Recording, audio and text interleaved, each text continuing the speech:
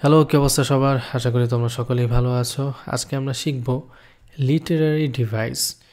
এটা এমন একটা টপিক যেটা আমাদের পুরো 4 বছরের অনার্স লাইফে সব সময় কাজে দিবে। অ্যান্ড এই জায়গা থেকে অনেক সময়ই প্রশ্ন চলে আসে, ম্যাক্সিমাম সময় এই জায়গা থেকে প্রশ্ন থাকে। সো কথা না বাড়িয়ে আজকের ক্লাসটা শুরু করা যাক। প্রথমেই আমরা জানার চেষ্টা করব যে লিটারারি ডিভাইস আসলে জিনিসটা কী। দেখো কি বলছে, a literary device is a special way of using words to make writing more interesting and meaningful. Literary device হচ্ছে a special way of using words, শব্দকে ব্যবহার করা একটা স্পেশাল ওয়ে। এটা ব্যবহার করলে কি হয়, এইভাবে শব্দ ব্যবহার করলে কি হয়, to make writing more interesting and meaningful, লেখাকে আরও বেশি ইন্টারেস্টিং এবং আরও বেশি অর্থবহ করার জন্য। Writers use this tools to help readers understand better and to create strong feelings. রাইটাররা এইসব টুল কেন ব্যবহার করে? To help readers understand better, যাতে পাঠকরা আরও ভালোভাবে জিনিসগুলো বুঝতে পারে, and to create a strong feeling, এবং শক্ত কঠিন অনুভূতি তৈরি করার জন্য এইসব টুল ব্যবহার করা হয়। সো আমরা যে জিনিসটা বুঝতে পারলাম যে লিটারারি ডিভাইস মানে হচ্ছে কিছু টুল যেগুলো রাইটাররা ব্যবহার করে। কেন ব্যবহার করে? যাতে পাঠক যারা রয়েছে তারা আরও ভালোভাবে তাদের লেখা বুঝতে পারে এবং তাদের লেখা আরও বেশি ইন্টারেস্টিং হয় এবং আরও বেশি মিনিংফুল হয়। সো লিটারারি ডিভাইস, লিটারারি টুল যেগুলো রয়েছে সেগুলো কয়েকটা। আগে আমরা নামগুলো একটু দেখি। প্রথমত ম্যাটাফর, তারপরে simile, ইমেজরি, personification, symbolism, repetition, alliteration, contrast, apostrophe, hyperbole and irony. মোটামুটি এগুলো জানলেই আমাদের জন্য যথেষ্ট হবে। সো এখন আমরা বিস্তারিতভাবে জানার চেষ্টা করব কোনটা দ্বারা কি বোঝায়, কিভাবে ব্যবহার হয়। প্রথমেই দেখো মেটাফর। মেটাফর মানে কি? Comparing one thing with another without using like or as. Like অর্থ কি? লাইক অর্থ মতো, অ্যাজ অর্থ মতো। এখানে বলছে comparing one thing with another without using like or as. একটা জিনিসকে আরেকটা জিনিসের সাথে তুলনা করবে, কিন্তু সেই বাক্যের মধ্যে লাইক অথবা অ্যাজ এই শব্দগুলো থাকবে না। অর্থাৎ এই দুইটা শব্দ বাদেই বাক্যটা এমন হবে যে একটা জিনিস একটা জিনিসকে তুলনা করতেছে। দেখো আমরা যদি একটা উদাহরণের দিকে তাকাই তাহলে দেখো সনেট 73, এটা আমরা পড়েছি। এখানে দেখো Shakespeare says life is like autumn, twilight, dying fire. He is comparing his old age to this things.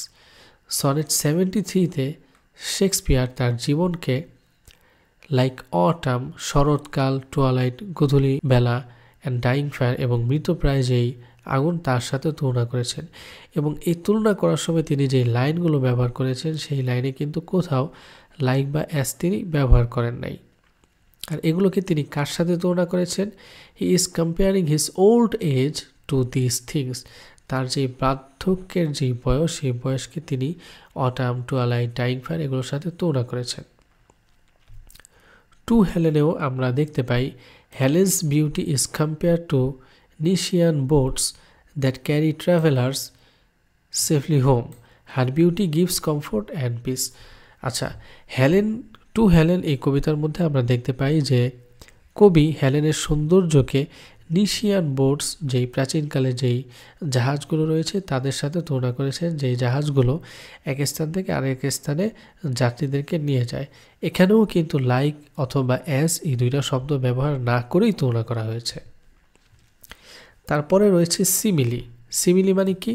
Simile হচ্ছে ম্যাটাফোরের সম্পূর্ণ বিপরীত। অর্থাৎ ম্যাটাফোরে একটা জিনিসকে একটা জিনিসের সাথে তুলনা করা হয় লাইক এবং অ্যাজ এই দুইটা শব্দ ব্যতীত, আর সিমিলিতে এই দুইটা শব্দ উল্লেখ করে তুলনা করা হয়। যেমন একটা উদাহরণ যদি আমরা দেখি, সনেট 73-তে একটা লাইন রয়েছে এরকম, death is like the twilight of the day. মৃত্যু হচ্ছে দিনের গোধূলি বেলার মতো। এখানে দেখো ইজ লাইক, লাইক শব্দটা আছে না, লাইক শব্দটা আছে, অর্থাৎ ডেটকে টুয়ালাইটের সাথে তুলনা করা হচ্ছে লাইক শব্দ ব্যবহার করে। তাহলে এই লাইনটা হচ্ছে একটা simile. Here like is use to compare death to twilight, এই কথাটাই বলেছে। তাহলে সিমিলি হচ্ছে মেটাফোরের সম্পূর্ণ বিপরীত।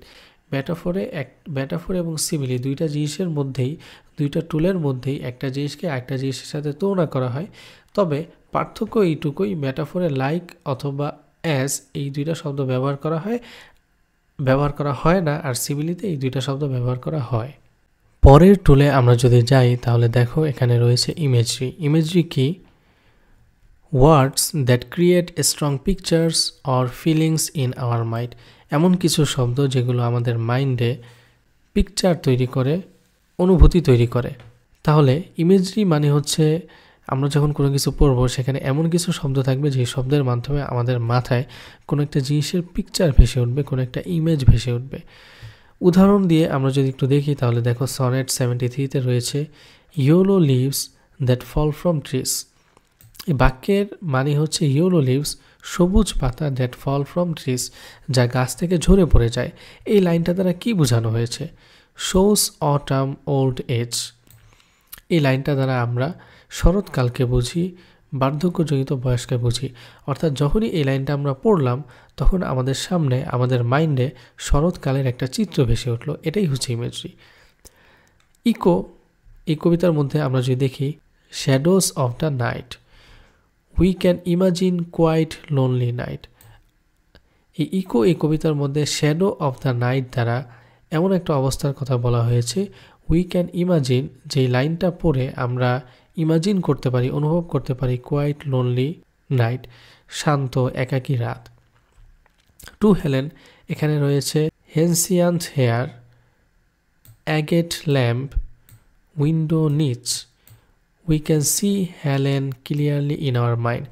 যখনই টু হেলেন এই কবিতার মধ্যে হিনসিয়ান্ট হেয়ার, অ্যাগেট ল্যাম্প, উইন্ডো নিচ এই তিনটা শব্দ ব্যবহার করা হয় তখনই আমাদের মনে হেলেনের একটা চিন্তা ভেসে আসে। অর্থাৎ হেলেন দেখতে কেমন ছিল, হিনসিয়াতের মতো তার চুল ছিল, অ্যাগেট ল্যাম্প তার হাতে ছিল, এগুলো আমরা আমাদের কল্পনায় এরকম একটা পিকচার ভেসে ওঠে। এটাই হচ্ছে ইমেজরি। তার পরের টুলটায় আমরা যদি যাই, পার্সনিফিকেশন। পার্সনিফিকেশন কি? Giving human qualities to non human thing. Non human যে জিনিসগুলো রয়েছে তাদেরকে হিউম্যান কোয়ালিটি দেওয়া। যেমন সনেট 73-তে আমরা যদি একটা উদাহরণের দিকে তাকাই তাহলে দেখো the glowing of the fire dies out, এরকম একটা লাইন রয়েছে, fire glowing and dying like a human. এখানে ফায়ারকে গ্লোয়িং এবং ডাইং এগুলোর একটা কোয়ালিটি দেওয়া হয়েছে। ডাইং মানে কি? মৃত্যুবরণ করা। ফায়ারকে কখনো মৃত্যুবরণ করতে পারে, এটা তো মানুষের কাজ। তারপরেও এই কোয়ালিটিটা ফায়ারকে দেওয়া হয়েছে, তার মানে এখানে পার্সনিফিকেশন টুল ইউজ হয়েছে। তারপরে 5 নম্বর টুলটা আমরা যদি দেখি সিম্বলিজম। সিম্বলিজম কি? Using object, colours or things to represent ideas. একটা আইডিয়া ব্যক্ত করার জন্য কোনো একটা অবজেক্ট, কোনো একটা কালার অথবা কোনো একটা চিন্তা ব্যবহার করা হয়। যেমন সনেট 73-তে অটাম। অটাম হচ্ছে একটা অবজেক্ট, এই অবজেক্ট ব্যবহার করা হয়েছে। কি বুঝিয়েছে এটা দ্বারা? ওল্ড এজ, বৃদ্ধ বয়স। টুয়ালাইট, গধূলিবেলা, এটা দ্বারা কি বুঝিয়েছে? নিয়ার ডেথ, অর্থাৎ মৃত্যু খুব কাছে। ফায়ার এই অবজেক্ট দ্বারা কি বোঝাচ্ছে? লাইফ ফেডিং, জীবন মলিন হয়ে যাচ্ছে। ইকোতে দেখো, ইকো কবিতার মধ্যে নাইট, রাত দ্বারা কি বুঝিয়েছে? লোনলিনেস, একাকিত্ব। ড্রিম, স্বপ্ন দ্বারা কি বুঝিয়েছে? Hope to meet the lost love one, যে ভালোবাসা হারিয়ে গিয়েছে তার সাথে সাক্ষাৎ করার ইচ্ছা। তাহলে এই যে অবজেক্টগুলো রয়েছে, অটাম, টুয়ালাইট, তারপর ফায়ার, নাইট, তারপর ড্রিম, এগুলো হচ্ছে এক একটা অবজেক্ট। এই অবজেক্টগুলো দ্বারা কোনো একটা আইডিয়া ব্যক্ত করা হয়েছে, তার মানে এখানে সিম্বলিজম টুল ব্যবহার হয়েছে। 6 নম্বর টুলে যদি আমরা তাকাই তাহলে সেটা হচ্ছে রিপিটেশন। খুবই সহজ। Repeating words or phrases to emphasize feeling. কোনো একটা শব্দ অথবা কোনো একটা ফ্রেজকে বারবার রিপিট করা, আমাদের যেই কবির যে ফিলিংটা রয়েছে সেই ফিলিংটাকে আরও জোরদার করার জন্য। যেমন ইকো কবিতার মধ্যে আমরা যদি তাকাই, কাম টু মি এরকম একটা লাইন রয়েছে, অর্থাৎ কাম টু মি এই যে ফ্রেজ, এটাকে দুবার বলা হয়েছে, দুবার বলা হয় শো লঙ্গিং। লঙ্গিং মানে হচ্ছে আকাঙ্ক্ষা। এই দুইবার বলে কাম টু মি, আমার কাছে আসো, কাম টু মি, আমার কাছে আসো। দুইবার একই শব্দ একই ফ্রেজ ব্যবহার করার কারণে একটা লেখকের যেই ফিলিং রয়েছে এটাকে ইমফাসাইজ করা হয়েছে, বৃদ্ধি করা হয়েছে, অর্থাৎ লেখকের যে আকাঙ্ক্ষা এটাকে বৃদ্ধি করা হয়েছে। 7 নম্বরে হচ্ছে অ্যালিটারেশন। অ্যালিটারেশন কি? Repeating the same starting sound in words. Repeating the same starting sound in a words, একটা শব্দের মধ্যে সেম শুরুর সাউন্ডটা ব্যবহার করা। উদাহরণ দিলে আরও ভালো করে বুঝবা। দেখো সনেট 73-তে leaves yellow leaves, L sound repeated. এখানে দেখো লিভস ইয়েলো লিভস, এখানেও লিভস, এখানেও লিভস, দুইটাতে এল সাউন্ড রিপিট হয়েছে। তারপর ইকোতে দেখো সফট শ্যাডোস, এখানে এস সাউন্ডটা কি হয়েছে? রিপিট হয়েছে। টু হেলেনের মধ্যে weary way worn wanderer, W sound repeated, এখানে ডাব্লিউ সাউন্ড এটা রিপিট হয়েছে। তাহলে অ্যালিটারেশন মানে কি? অ্যালিটারেশন মানে হচ্ছে সেম স্টার্টিং সাউন্ড বারবার রিপিট হওয়া। তারপরের টুলে আমরা যদি চলে যাই সেটা হচ্ছে কন্ট্রাস্ট। কন্ট্রাস্ট কি? Showing opposite ideas together to highlight আর ডিফারেন্ট। দুইটা অপোজিট জিনিসকে হাইলাইট করা, অর্থাৎ পার্থক্য বোঝানো। যেমন দেখো সনেট 73-তে লাইফ ভার্সেস ডেথ, জীবন মৃত্যুর সাথে বৈপরীত্য সেটা দেখানো হয়েছে। ইয়ুথ ভার্সেস ওল্ড এজ, ইকোর মধ্যে presence versus absence, life versus dream, এটা হচ্ছে কন্ট্রাস্ট। 9 নম্বরে রয়েছে অ্যাপোস্ট্রফি। অ্যাপোস্ট্রফি কি? Talking to someone not present or imaginary, এমন কারোর সাথে কথা বলা যে উপস্থিত নেই, অর্থাৎ মনে মনে তার সাথে কথা বলা। যেরকম উদাহরণে আমরা যদি দেখি সনেট 73-তে Shakespeare talks to his lover about his age. ওই কবিতার মধ্যে একদম লাস্টের দুইটা লাইনে কিন্তু শেক্সপিয়ার তার ভালোবাসার মানুষের সাথে কথা বলেছেন, কিন্তু তার ভালোবাসার মানুষ কিন্তু উপস্থিত নেই। ইকো কবিতার মধ্যে the speaker talks to the lost loved one directly. Echo কবিতার মধ্যে কবি তার হারিয়ে যাওয়া যে ভালোবাসা তার সাথে কথা বলেছেন, কিন্তু সে তো উপস্থিত নাই। এটা হচ্ছে অ্যাপোস্ট্রফি, অর্থাৎ এমন কারোর সাথে কথা বলা যে প্রেজেন্ট নেই, উপস্থিত নেই। তারপরে রয়েছে দেখো হাইপারবোল। হাইপারবোল কি? Exaggeration to show a strong feelings. আচ্ছা, অতিরিক্ত করা, কোনো একটা অনুভূতিকে বোঝানোর জন্য অতিরিক্ত করা, অতিরঞ্জন করা।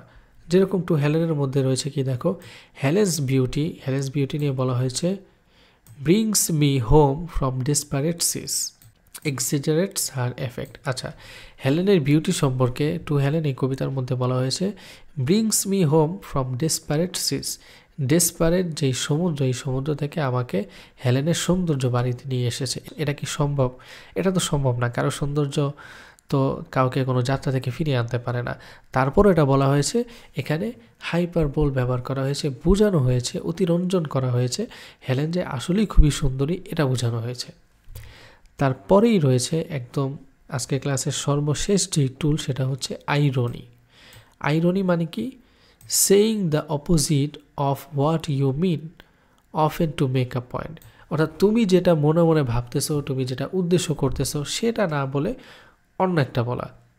যেরকম দেখো wow I really love exam, আমি আসলেই পরীক্ষা পছন্দ করি। এই কথা কখন আইরনি হবে?